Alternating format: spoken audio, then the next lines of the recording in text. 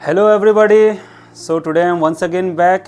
बहुत दिनों बाद मिले हैं और आज एक नई लोन स्कीम को लेकर आए हैं। पहले हमने जैसे स्टडी किया है पीएमईजीपी लोन, सीजीटीएमएससी लोन जहां पर सब्सिडी मिलती है, अनसिक्योर्ड लोन्स था, उसी की तरीके से आज और एक नई loan scheme government of India की तरफ से जो है बहुत ही special scheme stand up India, उसको आज हम डिस्कस करेंगे। तो वीडियो को अंत तक जरूर से देखिए, चैनल को सब्सक्राइब जरूर से करिए and do avail this very important facility from the government of India. So friends, आज हम डिस्कस करते हैं stand up India. Stand up India friends is applicable for schedule caste, schedule tribe and women entrepreneurs only.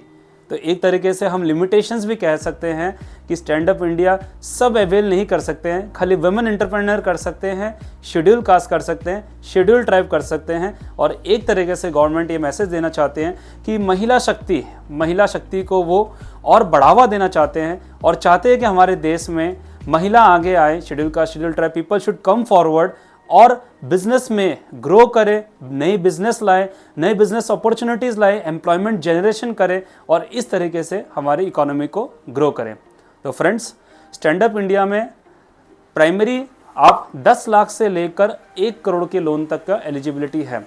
Means आप 10 लाख रुपया से लेकर loan, आपका highest maximum limit जो है that is 1 crore rupees.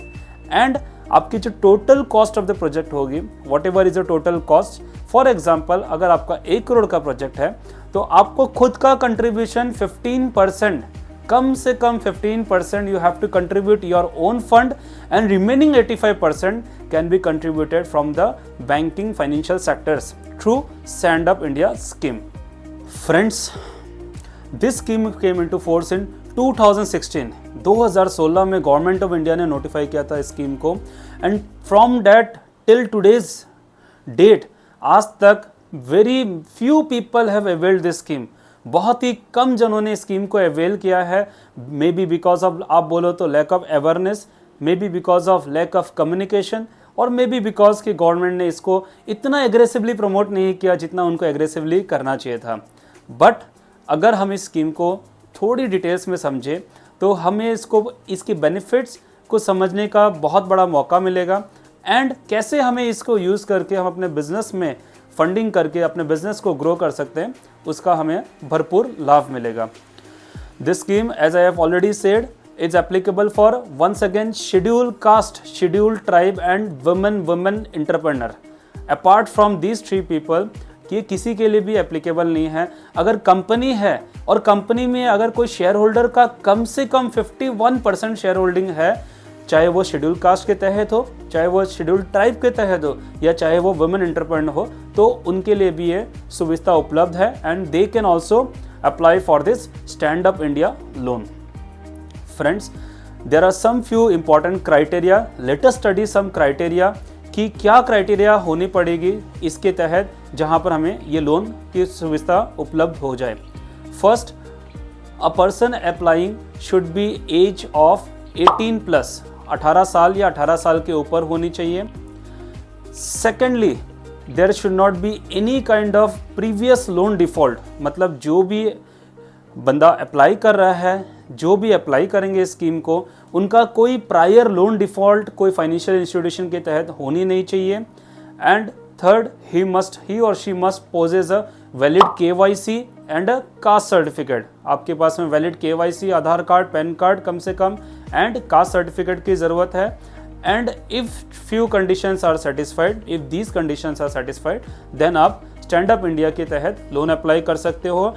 And one more thing, the most important thing is that आपको एक detail brief project report about your viability of the project, आप जो प्रोजेक्ट लेके आ रहे हो उसकी वायबिलिटी के लिए एक प्रोजेक्ट रिपोर्ट आपको बनाना पड़ेगी एंड उस प्रोजेक्ट रिपोर्ट को आपको सबमिट करने पड़ेगी। Next, the interest rate out here, जो इंटरेस्ट चार्ज करेंगे, जो आपको लोन मिलेगा, interest rate out here will be tentatively whatever the banks are getting from, मतलब अगर मैं टेक्निकल टर्म्स में बोलूँ, MCLR प्लस 3%। फॉर एग्जाम्पल, जो बैंक्स को RBI से रेट मिलते हैं उसमें आप 3% ऐड कर दो तो 9%, 10%, 11%, एज द केस में भी आपको रेट ऑफ इंटरेस्ट चार्ज करा जाएगा depending upon your financial stability, project report, depending upon आपका सिबिल स्कोर कितना है, उसके तहत टेंटेटिवली मैं आपको बता रहा हूँ MCLR प्लस 3% विच में vary from 9% to 11% as the case में बी। नेक्स्ट, ये जो लोन आपको मिलेगी, इस लोन को आपको चुकाना पड़ेगा within 7 years। So means the tenure of the loan will be 7 years from the date of disbursement. जिस दिन आपको डिसबर्स किया जाएगा, from that day till 7 years the loan will carry on and till 7 years you have to repay the entire loan. Next, the very important feature out here, जो एक अच्छी सुविधा दी गई है गवर्नमेंट ऑफ इंडिया के तहत कि फर्स्ट 18 months में यू नीड नॉट पे एनी काइंड ऑफ प्रिंसिपल। मतलब अगर आप नई बिजनेस स्टार्ट करते हो तो देखा जाता है कि पहले 1 साल, 1.5 साल, 2 साल, 2.5 साल तक बिजनेस को ग्रो करने में टाइम लगती है, जिसके लिए बैंक ने मोरेटोरियम पीरियड दिया है कि आप पहले 18 महीना केवल इंटरेस्ट सर्व करो, आपको कोई प्रिंसिपल नहीं देना है, आपका EMI कंपोनेंट में केवल इंटरेस्ट आपको बैंक को चुकाना है पहले 1.5 साल तक, जब तक आपकी बिजनेस एस्टैब्लिश नहीं होती है। और जैसे ही आपकी बिजनेस एस्टैब्लिश हो जाती है, 18 महीने के बाद आपका प्रिंसिपल प्लस इंटरेस्ट EMI के फॉर्म में आपको बैंक को सर्व करना पड़ेगा and it should get completed within 7 years from the date of disbursement of the loan. So this is one very special, unique and a favourable condition. बहुत ही अच्छी सुविधा दी हुई है कि 18 महीने तक केवल इंटरेस्ट ही आपको सर्व करना पड़ेगा। ये जो स्कीम है, ये आप एक ट्रेडिंग एक्टिविटी के लिए ले सकते हो, you can avail for a service sector industry also and allied agriculture activities. The important point out here is that it is allied agriculture activities, मतलब डायरेक्ट फार्मिंग के लिए आपको नहीं मिलेगा।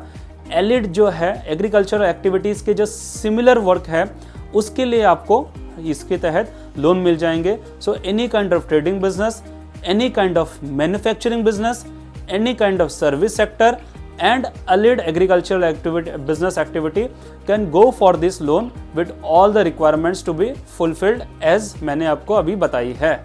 नेक्स्ट, आपको ये लोन अप्लाई करने के लिए www.standupmitra.in और www.udyamimitra.in में जाकर आप इस लोन को अप्लाई कर सकते हो। वहाँ पर आपको एक ऑप्शन मिलेगा अप्लाई लोन, आपको ईमेल आईडी पूछा जाएगा, आपको मोबाइल नंबर पूछा जाएगा, then the OTP will come in your mobile.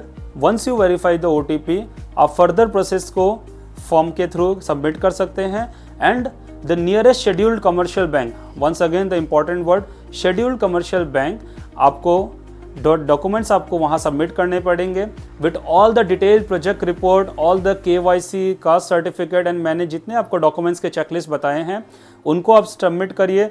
They will check the viability of the project, वो सारे आपके डॉक्यूमेंट्स को वेरीफाई करेंगे, आपके प्रोजेक्ट रिपोर्ट को डिटेल एनालिसिस करेंगे एंड अकॉर्डिंगली आपको लोन सैंक्शन किया जाएगा and you can avail the facility.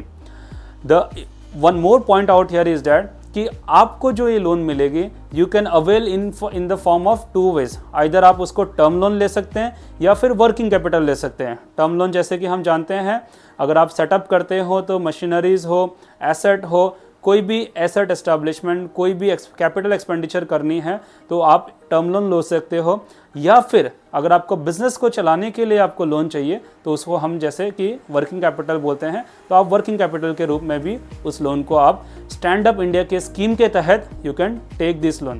Friends, I hope today once again this was a great value addition और एक नई स्कीम स्टैंड अप इंडिया को आज हम समझे हैं कैसे हमारे schedule caste, schedule tribe and women entrepreneurs नए बिजनेस को चलाने के लिए, नए बिजनेस को स्टार्ट करने के लिए गवर्नमेंट के बढ़ावा देने पर आप इसको अवेल कर सकते हैं with a very nominal rate of interest and without any security. आप उसको अवेल करें और अपने बिजनेस को एक्सपांड करिए।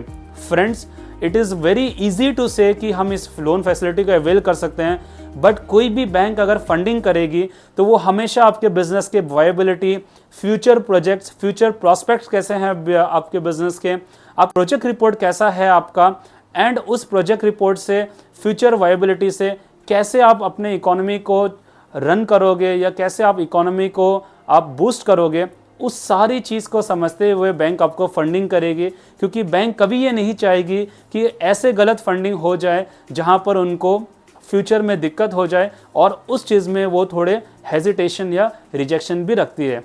So stay tuned for more value addition. Thank you.